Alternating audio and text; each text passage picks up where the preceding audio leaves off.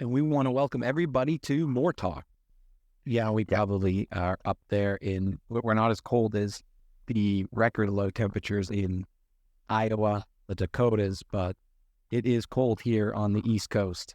We have a sheet of ice in about 20-degree weather, but that's to be expected this time of year in Massachusetts. So for the audience, if you're listening on Spotify, YouTube, or you're live listening to us on LinkedIn audio, we will go through what we're hearing about in the industry. We'll offer perspective. We sometimes have guests, and we hang our hats on being something that comes out every single Thursday, that you can get a raw update on what is happening in the industry.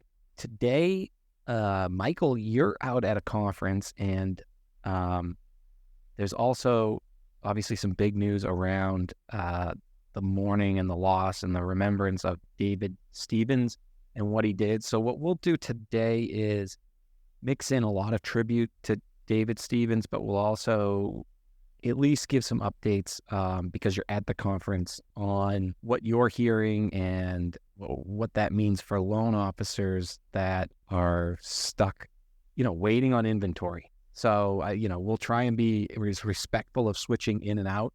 But for us, this tribute to David Stevens is all he did for the industry, but more a message for the industry that it's going to take many, many, many, many, many hands to make up for this gap we will now have on the advocacy side, and want to make sure that people that contribute the way he does is as relevant to the news of the week as anything. And so we want other people that do their service before themselves to know that there are going to be support pouring out like you saw on LinkedIn, but also on shows like ours. I'm sure everybody's going to be talking about. I got a couple texts of people that wanted to join, tell a story.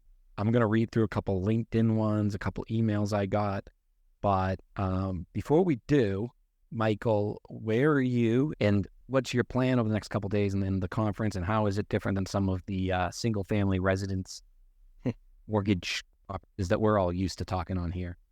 Sure. Well, of course, next week, Michael, you're going to be at the MBA out in New Orleans, and I'm at the family office show for IMN. And what I'm doing out here, of course, is I'm already working with a family office, and I'm helping them underwrite and place money for mortgages, whether purchases of notes or funding of mortgage notes, and I'm laddering out their income in the real estate space for that purpose. And I think that real quick, what does that mean to our audience if they wanted to put a comment on our YouTube station or a reason to subscribe for it? What type of deal could they run by us, more notably you, if they think they have something that? What are you out there hopefully to bring to our audience for those that, for example, I saw somebody say better than 401k is if you can own 10 properties at age 30 or 40, then 30 years from now, you'll own 10 properties outright and there's your retirement. Is that the type of mindset of why people, would want to know about you? Can you open those? I could be that. I could be part of that place, right? It just depends upon what is it. Okay, so if someone is a borrower, then I would ask them, well, what is it that you want to accomplish? And then I'll underwrite the entire project as a whole. Generally speaking, the mortgage notes I'm writing are anywhere between 12 months, 18 months, or 24 months. And so they're bridge notes. So it started out as a reverse 1031 exchange alternative. And a lot of people don't understand that. So what that means is a forward 1031 exchange means that you pick a property, and then you sell your property, and then you pick the property, and then you buy and you close on it, and everything's said and done. A reverse 1031 exchange says you don't even know what property you may buy yet. So, but when you do pick that property, you're going to collateralize both of those properties, and we provide the collateral on both of them so that the property may not have sold yet. So we'll close on that purchase without even having the property being sold. So that's called a reverse 1031 exchange. Whereas a forward 1031 exchange, property is actually sold, placed into a trust, and then it closed. And it could be on the same on one day and then the next day to where the property is purchased. But in this particular case, we can provide the financing to where the property is purchased even before the property is sold. And that was the beginning of doing this, which, a lot of people, for some reason, it takes a lot of people to get their mitts around that.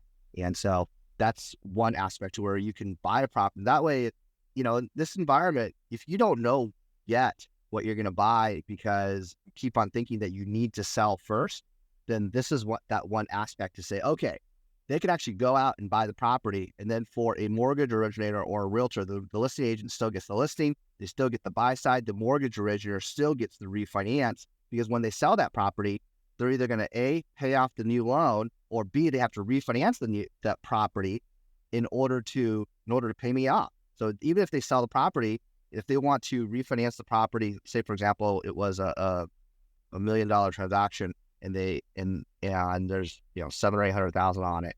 I'm not going to be in $700,000 or $800,000 against $1 million position, because before it was on 2 properties. So that now is going to need a refinance. So the mortgage originator is going to come in and refinance me out of that. And I think a lot of people don't necessarily understand how that works. So then when I come in and show them, this is why it works for the listing agent, because now they get the buy and the list, and they don't have to worry about the sale, because now they've got a 6-month window, right? Oh, well, I don't want to list yet because of XYZ reasons. Well, this is now the reason, hey, you can still get the listing and you can get the buy. And I don't interfere with the mortgage originator, because that's not what I do, right? I'm not doing that agency takeout. The originator still can work with the agent to do that financing, and it works out where everybody gets a chance. I'm not the 1031. I have various people I can refer you to for that. All I'm doing is the refinance, the bridge financing portion of that. And that's just one aspect of what I do with the family office, right? The bridge financing. I'm also doing the same thing on ground up construction. So when the banks were going through their turmoil in the middle of last year, we're coming in and doing multi-million-dollar ground up construction deals, where some of the banks just didn't want to participate in that, because not only because of the size of the loan, but also for whatever reason. Because we're coming in, they may have purchased the property, ground up construction, $500,000, $1 million, whatever. So we'll take, if they have debt, then we'll take that out, and then we'll finance up to between 70 to 80% of the future value. So it's not a cash out refinance for the builder, but we're willing to take on a little bit more risk for the family office, because they're not owning any of the future equity. We're just providing the debt. And so we're doing the fund control on that one, meaning that we'll be fully where the funds are going with the contractor. And it's something that what I'm finding out is that there are small builders who are building whatever, between 8 to 40 houses at one point at any period of time. We're providing them with the way to provide more inventory out to the marketplace. And so it's an exciting time for me to be able to provide this type of financing for the builders or for the people who want to move in and out. This is all short-term bridge financing. And when they ask me about it, because it's technically private money, because we're representing the family office, there's no prepayment penalties involved, and there's no yield maintenance involved. We just charge them the interest rate.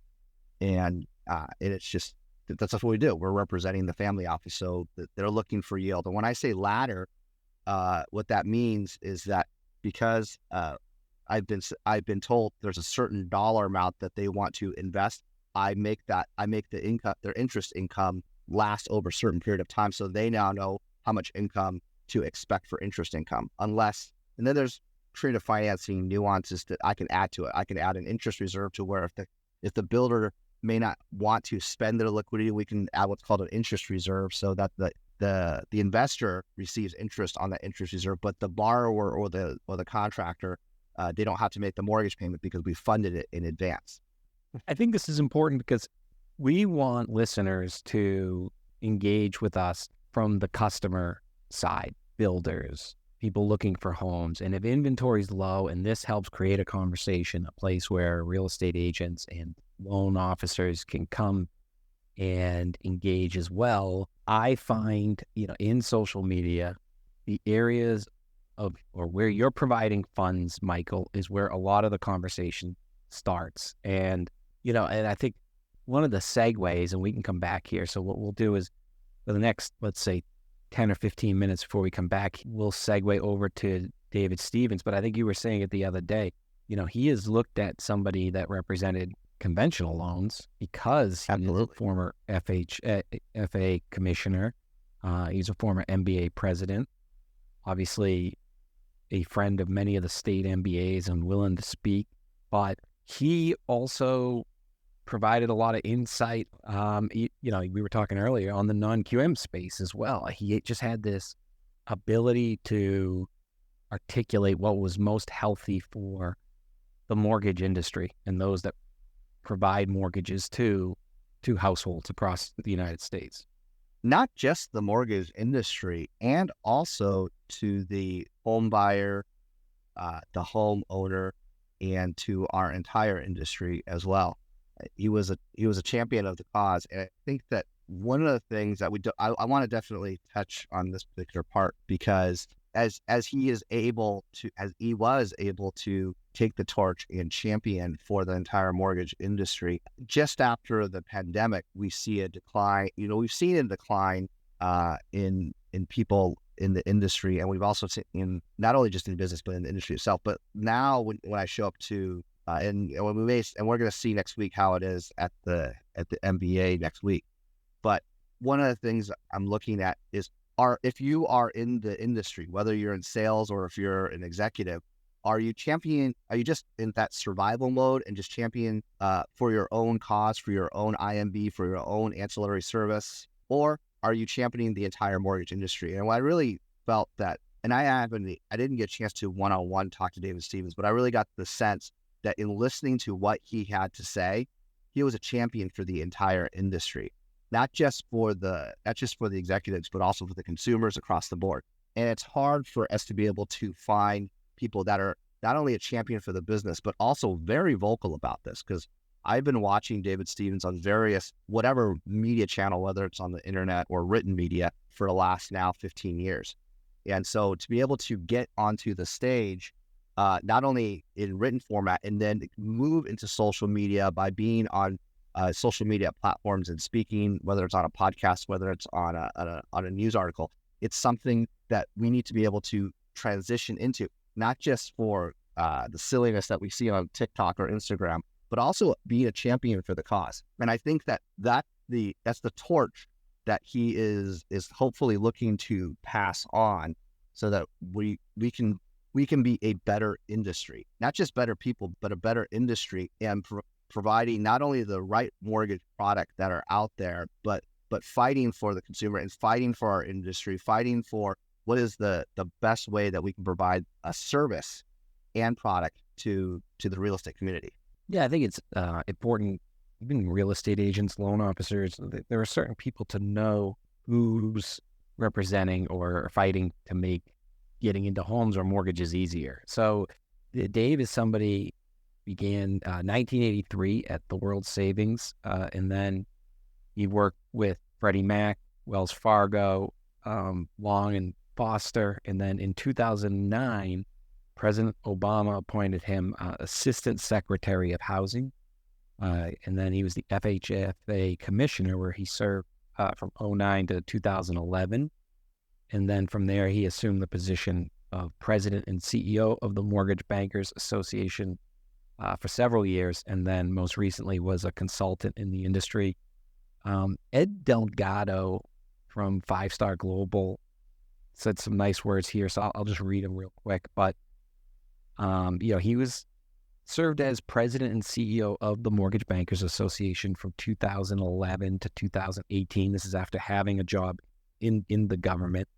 And he said in first meeting him in 2009 during the housing crisis, when he was serving as the U.S. Assistant Secretary of Housing and Federal Housing Commissioner at HUD, that was a crucial time for our nation. And at the risk of sounding cliche, David was the right person, the right time, in the right job. His steady hand, focus, and compassion helped guide an industry through turbulent period. And as president, CEO of the MBA, he continued to chart a course for the mortgage industry through various programs, initiatives, helping elevate the status and influence of the trade. And then most importantly, David, quote, answered the call, no matter what topic, regardless of where he was at the time, He was always available and adept at bringing people together for a common solution to the benefit of many. His impact on affordable housing and long-standing commitment to protecting the dream of home ownership will have an impact on generations to come. And many people talk about, he had an open battle with cancer during the time and still it was as active as could be. And I know I ran across him a lot during COVID in those clubhouse forums. He would come in, and I like from Ed Delgado, they answered the call. Somebody like him was answering the call when I'd have meetings for Massachusetts Mortgage Bankers Association. He would write me or send me PDFs and write me emails, and people like that in Washington meeting politicians aren't always taking the time to, quote, answer the call. And if you are in one of these roles or where it will be hard to replace, there's so many reasons to get into it. And to be that absolutely selfless across the board, from willing to take calls, willing to show up, willing to speak, willing to travel, willing to meet, willing to go on TV. He was always there. And I think the point of this show today is to, or I think we were talking, Michael, generationally, it's going to take quite a few people to make up for that, because people show up digitally now, and it's harder to get people to show up in person. And this is one of those roles where you really need to be in person, whether it's on Capitol Hill or at these conferences. And I know, and I'm talking like across the board, he was always there. But even after he was no longer CEO of the MBA, he could have went off into the sunset, but he was as active and never. Right. I think that he'd been carrying the torch on behalf of the industry for such a long time, for the last decade and a half or so. And one of the things that I wanted to compare this to is, if he's carrying the torch, for the industry that we're in right now, it's really a relay race now, because he did so much, not only for the industry in speaking roles, but in meetings and so on and so forth. And I think that it's now he's passing the torch to become a relay race. That's really the best way I think that we can really describe how much work he had done in his meetings, how much he had done in social media, how much times he had for all of his networking that he's accomplished in order to try and serve the cause and understanding the cause of the homeowner, as well as the champion for the mortgage originator to go and fund more mortgage loans on behalf of the homeowner. And I think that if we, who would like to be able to step up, not only for MBA, but maybe at the Mortgage Collaborative or at any of the other organizations that we are a member for, who would like to be able to say, hey, you know what? I want to also be a champion for the cause, and I'm now going to collaborate with maybe Bob Brooksman, or maybe somebody. I don't want to. I with my name dropping, I can't remember everybody. I think I've mentioned who wants to work with Owen Lee over at Success Mortgage, because he's champion for MorePact. So how many? If NAR can bring in members, why can't the MBA bring in more originators to actually champion for the mortgage industry? And I think that if we have the willingness to be a champion for our own cause, then maybe we can actually produce not only more for realtors and for the industry itself, but also we're not to end up in the same mess that we were in 20 years ago with irresponsible lending, but we're now in a responsible lending era right now.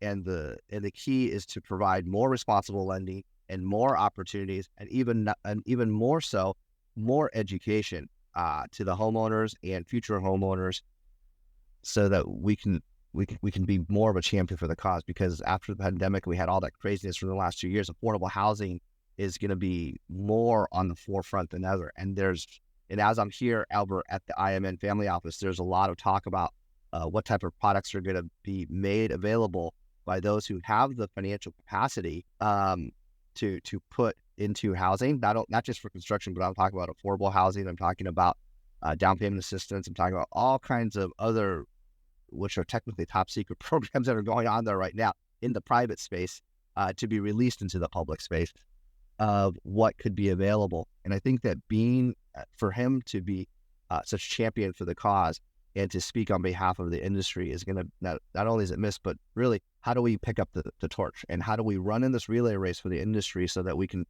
provide more information to our professionals and then to the general consumer? Yeah, I think there's a lot, like when you look at the industry, there's a lot going on right now, right? You have NAR having trouble, and certain brokerages now maybe pulling out the requirement to put money, and blood is in the water. You can almost smell it. I think there's I saw an article, 2 people building email lists, really with seeing an opportunity, like maybe we can become the next NAR, because with NAR is obviously power, money, collaboration. In the meantime, that's going to be a little bit of a dent on the lobbying that they do. That's going to be a dent on the advocating that they do. And that advocating is for home ownership in America, which is the foundation of mortgage. You also have, before I keep going, any comments on that piece of it, Michael? Or do you want to pause and let me keep? Yeah. Okay, so if you look, there are articles now. There are 2 groups of people, and they might team up. I think it was in the Wall Street Journal, actually. And there's a third now. So the head of data at NAR is now part of a new company, and keep an eye on him building a broker portal. I mean, there's going to be a lot of portal wars, but we're not talking about technology and consumers like we usually are. We're just talking about advocacy and consumers. So on the advocacy side, these new companies that are building are going to be building probably tech first, eyeball first. NAR had a good advocacy system. And the parallels I almost draw here are, because you see it a lot in these podcasts, they're all attacking NAR, but I think everybody's attacking it from just over there, the leadership, what's going on. I think the president just spoke, and it looked like he was a puppet to people behind the camera. Like, we finally have somebody new. They're going to relate to him. They're not going to be part of the machine, and he's reading off a teleprompter, and it's his first time, so he's not, it doesn't look natural. So again, chum in the water, whatever you want to call it. Okay, part 2. How about AIM? Sorry, go ahead. I'm ready now. I got you. I got 7. Well, I didn't know who David Stevens was until around 2009-ish, 2010-ish. Frank Gray and Brian Stevens, no relation to David. They had a YouTube show, Think Big, Work Small, and then it eventually transitioned into the National Real Estate Post. And David would show up and give his 2 cents worth, and talk about certain people, negatives, but really a champion for the cause. And he wouldn't. But the thing about what he did really well, because those of us who are in the mortgage industry, when we speak mortgage talk, there's certain people that are in real estate, they actually don't know what we're talking about. We speak in mortgage talk so much, and we're so used to it. We almost make the assumption that everybody knows that what we are talking about. And what David was able to do was make conversation about what was going on in the mortgage industry relatable, knowable, and understandable, not just to the mortgage originator and also to the real estate community. And I think that's one thing he did really well was communicate the cause of what can we do in legislation to bring education to the originator and then education to the consumer to make homeownership understandable, mortgages understandable, instead of more laws being passed and making it harder for the originator to do mortgage loans, whether it was passing of certain rules and laws and Dodd-Frank at the time, and then figuring out how to take away Dodd-Frank and put it in and throw it out the window so we can actually make mortgages affordable and easier to qualify for. And he was able to speak to that. Now, I don't know what went behind back doors, so I can't speak to say that he was actually the one doing the work. I actually don't know. However, I will say that he was very vocal about it and able to say, hey, you know what, you can actually make a difference by talking to certain people in your local community, whether it was the originator and then the originator to their local MBA chapter, so that they would be able to say, okay, this is what we're all looking for, so we can collaborate together rather than divide each other. Because especially in this last 12 months, where every originator and realtor, the realtors are either fighting for listings or the loan officers are fighting for deals. Broker a deal. Let me just touch in real quick on your point there. And I think we were about to make the same point, which is, and I'll do it through a news story. this week. So I don't know if you saw, but Katie Sweeney from AIM is leaving AIM's presidency. And, she took over, I believe, swiftly at the time for the gentleman out of New Jersey that runs U Mortgage, Anthony Casas, right? Right. Anthony Casa. So Katie Sweeney now, as of March 31st, will be moving over to a new AIM, which is just going to be advocacy. And I think this is where, and what I've seen with her and Mark on the advocacy part of is like around trigger leads, very loan officer and ultimately consumer friendly. But they miss that depth. I shouldn't say they miss. They have a chance to show it. But I think what I was trying to say is David Stevens had such a understanding of the infrastructure of mortgage, which I think is what you were getting at, Michael. Yeah.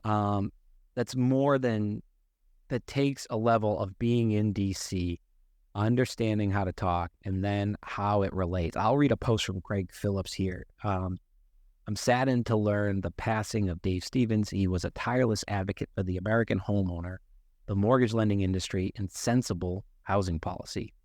He was one of my first visitors when I joined the Treasury, and he never hesitated to share his views privately and publicly. He was both joyful and argumentative at the same time.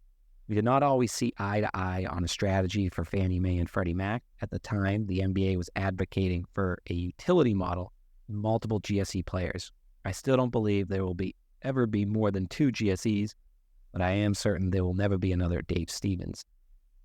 Very strong message. But see, David Stevens is there talking about what infrastructure needs advocacy because it has a ripple effect in your world too, Michael, like on the secondary side.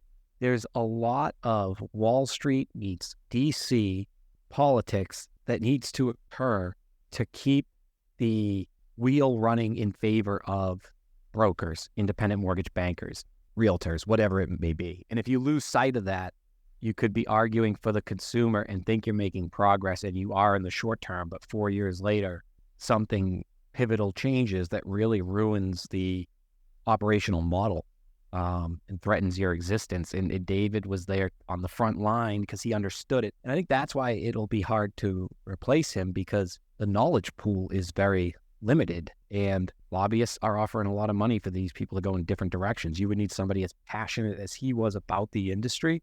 All of us are going to have to pick up the advocacy part, but I think us picking it up is us showing enough passion that makes it worth the fire for somebody like this to take a chance and say, you know what, I'm going to keep pushing mortgage versus another Wall Street, because they do need to know, and I think this is what you're hinting at, they, like this AIM advocacy, how much is it going to lean on the resources, the same resources as the MBA is going to do? Are they going to try and do it all their own? Because I think the real talent, is somewhere in that Venn diagram, some overlap that you need to leverage, and then make sure you're finding that next Dave Stevens to make sure that they're representing. And I'll try and find some more posts. He never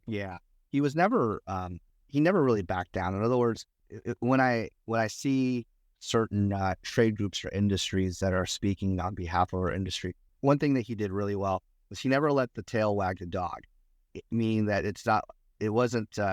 nothing was ever flighty or fly by night, at least not based upon what I've seen. It was always very calculated for the industry, as a long-term growth. And that could, anytime you're focused on long-term growth rather than immediate satisfaction, that's going to undue stress upon yourself. And when you're fighting for an entire cause, as he did, that potentially may have attributed to part of his sickness. But I think that it also shows that how passionate he was on fighting for our trade, because I think it's really easy when the money is plentiful, hey, let's produce more product, more yield, more profit, so on and so forth. And I think he's all for profit. He had his own business he needed, but at the same time, he wasn't just for, let's just only make it. Let's do better, be better. And as a result, everything is better or will be better as a result of our current actions. Instead of saying, let's just do this right now and we'll make money on it, and then we'll worry about the consequences later. And I don't think, I never got the hint that that's what he was about. And we don't, and right now, especially with the social media type of aspect that we look at, it's really about how do we control the dog? Not let the tail wag the dog, but let the dog wag the tail, and create a better long-term goal for the trade, as we know here in the mortgage industry and also in real estate. I mean, that was so well said, Michael. And I think that's he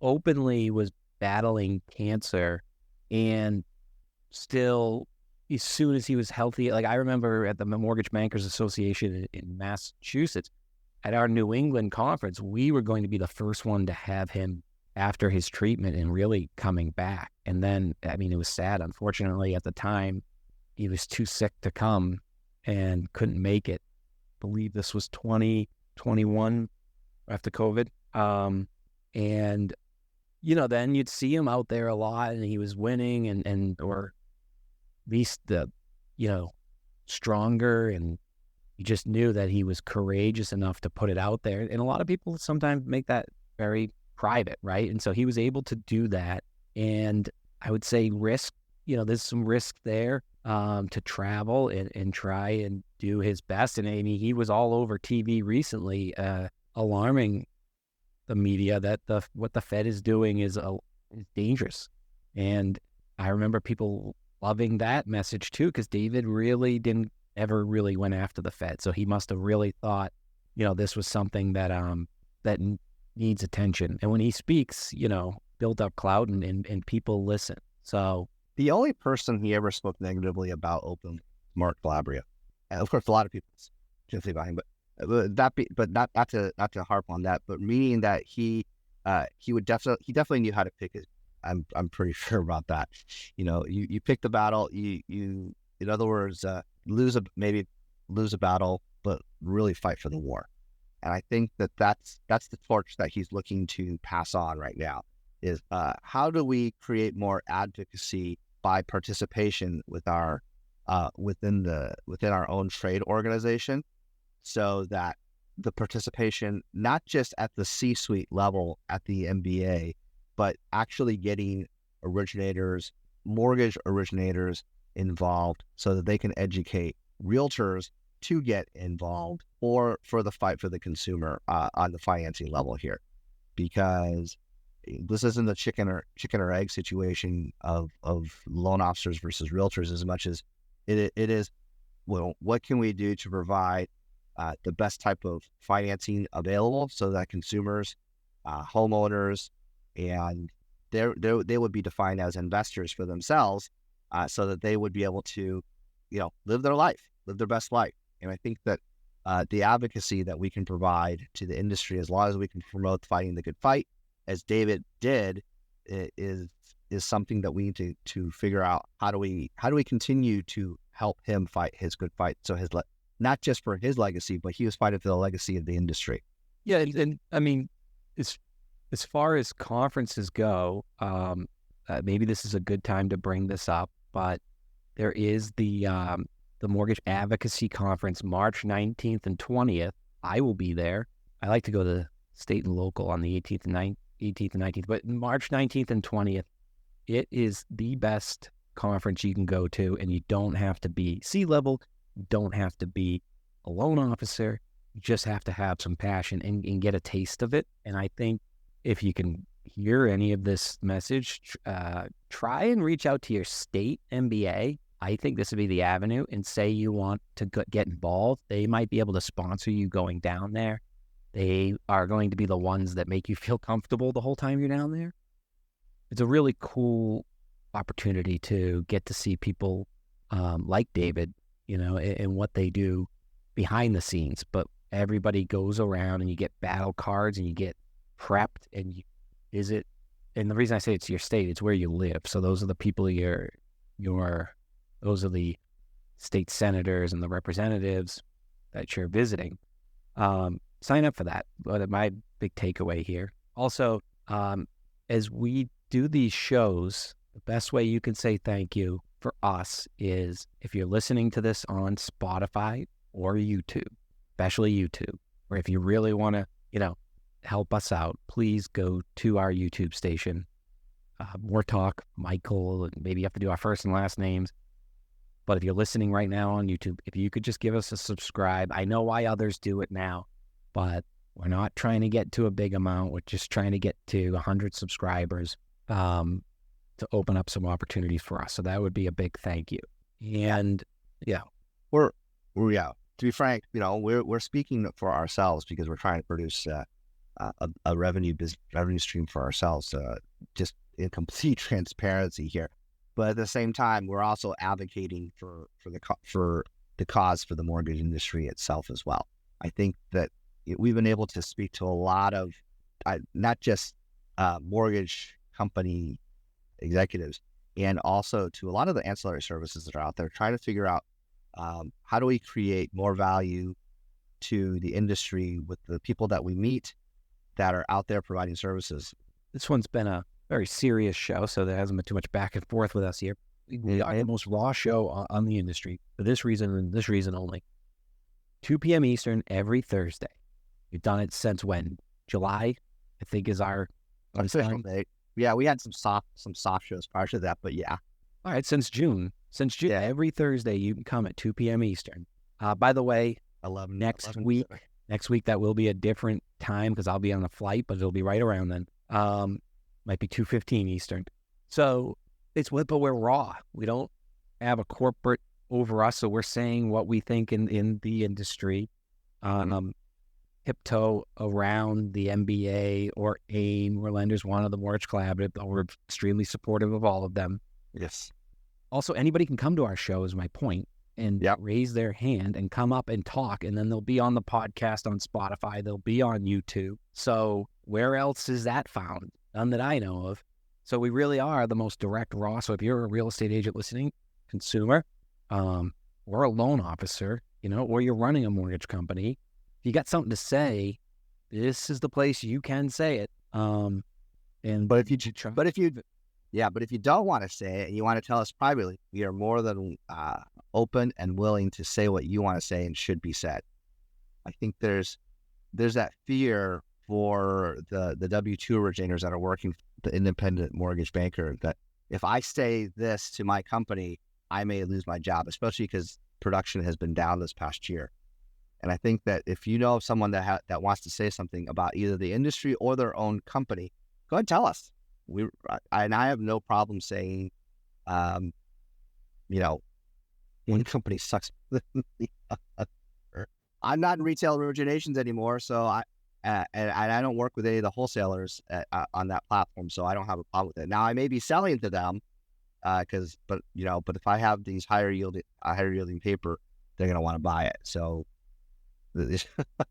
that's another story. But I think that if you want to say something, and you're listening to the show, whether you're in the Midwest, on the East Coast, come on, send us an email or send us a direct message on Instagram. We'd be more than happy to repeat it on the air and then give it our 2 to 5 cents on that. Yeah, and I'll say, adopt the brand, and More Talk is offering new packages around getting you meetings with C-suite lenders, but also reproducing what we're doing here. And you got to check out our new Instagram Reels, 500, 600 reel views. Our YouTube, it's got our 500th view. We're starting to, the editing of it looks more like what you see out there in forward-thinking areas. And it takes some time, takes some art to get there. And a team, and we have it now. So our packages are working with vendors and mortgage companies to provide that. And we're going to have some shows, like we're going to have More Talk operations, More Talk marketing, More Talk sales, where we're going to have C-suite from a lender, a vendor, and us, one of us. And you're going to start seeing our channel grow. So if you want to be part of that, like Velix Valuations, who just signed up with us for that program and for the meetings. If you want to know more about them, same thing with Silverwork Solutions and longtime partner OPX America, and some great things Henry Santos is doing with myself and Rajesh over there. Strong team, and we have a list of people that are interested in growing that. And the result is you're going to see more shows around some hard-hitting questions. And we have Brian Vo in the crowd. So if any of our shows are as successful as his FinTech Friday, so we'll be sure to thank him by putting in the comments a link to his show. Congrats to Brian. Some more followers, and give him a subscribe as well. It's people like that I think we just got a comment of somebody that wants to jump on an operations show. So great. I think the shows like Brian are what lead to us getting to know people better. So a great example of that is, I was going to give a great example. Before I get back on that topic, Michael, is there anything you were just going to say right there, or should I just keep going? No, I keep going right there. Okay. I think that Frank Shear has a show where he, it's funny, like if you actually look at this post he did, so late March 2020, I was holed up in my basement in a makeshift studio as the reverberations of COVID had brought the mortgage industry to its knees. I remember like this shows with Greg, you just need to start somewhere, because now his following is as big as I challenge any lender. There was Stevens front and center, pressing every button he could to raise awareness and insist on government intervention. There were infinite layers to his genius. Among them was his understanding of media and how to make it work for him and for all of us in the mortgage industry. There's another one, media. All the while, and we're not talking, I don't think we're talking Housing Wire and Scotsman's Guide, Mortgage News. I think CNBC, Fox News, CNN. All the while, he was fighting stage 4 prostate cancer. He had been fighting it at 3.5 years at that point, but you would never have known. He would only talk about it if you asked. He would update his friends on his Facebook page as he traveled around the world trying everything he could to be cured. Shortly after his cancer diagnosis, late 2016, he shared the below sentiments publicly. Get every minute possible of family time and personal enjoyment when you have cancer. Don't dwell on a death sentence, even with stage 4, as it will happen sooner. Live life. It's important. So as profound as those words were, and like with so many aspects of his life, he outperformed them. He was larger-than-life figure, a mentor to so many, gentle giant, and a real-life mortgage superhero. And you see these pouring in. I mean, people have stories and stories about him because he did it, right? Ron Withag, who I reach out to on LinkedIn quite a bit, wrote this. I just think this one's personal, so I love that. This man gave me my shot. I was 23, no mortgage or even sales experience. He was my last interview in the process. I thought we hit it off, but then he told me I would have a tough time because I was so young and inexperienced. I was a real baby face, and the realtors would eat me alive. I guess my response was acceptable because I got hired the next day. It was the first of many tests that helped me shape my career. This was almost 31 years ago, and not a day goes by I don't think how lucky I am to be mentored by this man, a legend in our industry. So, he touched so many. And as you could see, here's Commissioner Gordon, Julia Gordon, been speaking around as well. Though we hailed from very different perspectives and backgrounds, Dave and I shared a passion for advancing home ownership that led us to work together on many different projects over the years. When I was nominated for FHA commissioner position, Dave helped me navigate the confirmation process and generously shared advice, reflections from his experience. At FHA, I've come to know that not only did Dave's time at FHA leave a tremendous imprint on the office, but it earned him the lasting admiration and personal affection of so many who worked with him at HUD. Like many of you reading this, I can hardly imagine our industry without Dave. May his memory be for a blessing, and may his life be an inspiration for us to carry on more helping families, or helping more families achieve home ownership, security, and prosperity. As I'm reading this, Michael, it's like, I don't think we can replace him because you need to come from a position of the FHA or HUD. Right. It's almost like we need to be at the advocacy conference. So rather than there's 100, 500 of us. So when that next person, that experience comes on stage and sees that energy, this is where they want to be. This is the time they want to put in. They want to see something vibrant and alive, something that has gone through, as we talked about many times last year, there was maybe 3 non-profitable quarters ever since they were tracking it, 70s. And then 6 out of the last 8 have been non-profit, but maybe even this quarter.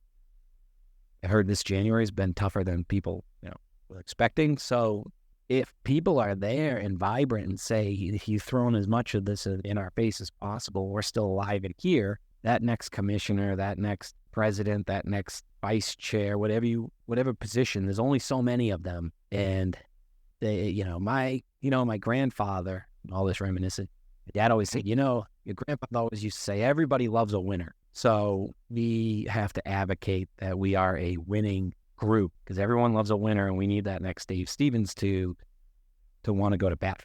Yeah, I was, someone pointed out an article not related to David Stevens, but I'm going to relate it to him in a second here, that the Navy Federal Credit Union is involved in a lawsuit of discrimination, that they fund more white borrowers than black borrowers. And I looked at it, and I was talking, what I read into that was that I've never talked to an originator. I personally have never talked to any originator on a nationwide basis that would purposely go and only choose certain races. And as the saying goes in the industry, I don't care what color they are as long as they get paid in green. And my comment to when I got shown to that was that I didn't look at it as discrimination as much as it was there's a lack of financial education that is out there right now. I think what eventually Dave would have done eventually was just to figure out how do we promote more financial education to those who don't necessarily grow up with it. I mean, in my space now, I talk to 9-figure bank account people, and when you enter in that space, you get to see that even people with larger bank accounts, by the way, don't have the type of fiscal, financial, or accounting background education. And a lot of them actually rely on people that they've hired for that type of education to go through it. But if you don't have an accounting background, if you don't have a finance background, if you didn't grow up in a household that was trying to figure out how to make investment dollars work rather than just saving money, because saving money is different from investing money, what is the next step that we can lead as far as the charge of education would be led to, so that it would no longer be a discrimination type of lawsuit. It would be like, how do we educate more people? How do we educate an entire zip code, an entire county, an entire region, so that there would be more financial education, there would be more home, there could be better home ownership. There shouldn't be areas in the United States right now where there's still affordable housing, but people don't think they can afford it. Then the only reason they think they can't afford it is because they just didn't get enough education that home ownership is affordable. There are places in the United States where it's still cheaper to own than to rent. I mean, I live in San Diego, where it's more expensive to own than to rent. But outside of that, there are places in lower priced neighborhoods across the entire United States which we can advocate for. I think that David is always the advocate for the ability to purchase and the ability to make your mortgage payments on time and the ability to provide that what we can do as a trade and as an industry to provide education back to our industry, so that there would be more education on the financial scale. Not just an advocate for the business, but the advocate for the homeowner, the future homeowner, and the person in the process. So, we have this ability to do so right now, and it's like whether it's FinLocker or some software like Mortgage Coach to educate people on financial literacy, whatever the vehicle that someone has the willingness to choose for their financial education, we can be a part of this, not just as part of a trade organization, but it trickles down from the top down to the bottom, from the top in leadership and to the bottom to the actual product, and then out to the consumer so they can actually get the education. Yeah, I think you put it into perspective where we got a lot more fight to go. It's time you understand what the vision is and who we want to be as a street. And again, March 19th, March 20th, is that advocacy conference, and you want to make sure you're there. Just double check those dates. I don't want to mix them up with, March 19th, March 20th, that's the ground level. Any final thoughts? I think I'm going to leave on one more post here, Michael. Okay. And before I read it, I think maybe we'll just use this as a fitting outro. I don't know if anybody in the audience wants to tell a quick story, but Go for it. any thoughts? No. Okay. Go for it. You with this. Thanks for I listening. think this one's good because this is somebody that didn't know him directly. I think it's like a lot of our listeners. It's like you. It's like I. It's from Adam Neft, producing branch manager from Go Mortgage. But this message hits it out of the park for me, and I think for our show. This morning, I got out of a weekly sales meeting only to, obviously this is him. This morning, I got out of a weekly sales meeting only to find out a titan in the mortgage industry had unexpectedly passed away. Tributes all over social media poured in for David Stephen. I'd be lying if I said I knew him well. I didn't. I met him a few times throughout the years at industry conferences. I heard him speak a handful of times more and attended plenty of his webinars. He was a brilliant economist, mortgage banker, and housing expert. But more than that, seeing so many people from so many different companies across the mortgage and real estate business who can rarely even agree on what day it is, let alone the approval rating of someone in the industry. Yet today, there wasn't just tributes for this gentleman. It was a unanimous outpouring of appreciation for all he's done for his community, his family, and the industry. In a business where negative recruiting often rules the day, ad hominem attacks on our colleagues are thrown around loosely, and vitriolic rumors swirl, it was very nice to see a man who had such universal respect. To those who knew him and worked with him, we say in my faith, Rush Dayan Amet, blessed be the one true judge. May Mr. Stephen's memory be a blessing, and may we all strive for the respect he garnered. I think that's a great way to end it. There were a couple words in there I wish I had known I didn't really know how to pronounce, but I think that's a great way to end it, Michael, and I think that really speaks for all of us. Feel him through, different ways. See you next week. Thank you, everybody.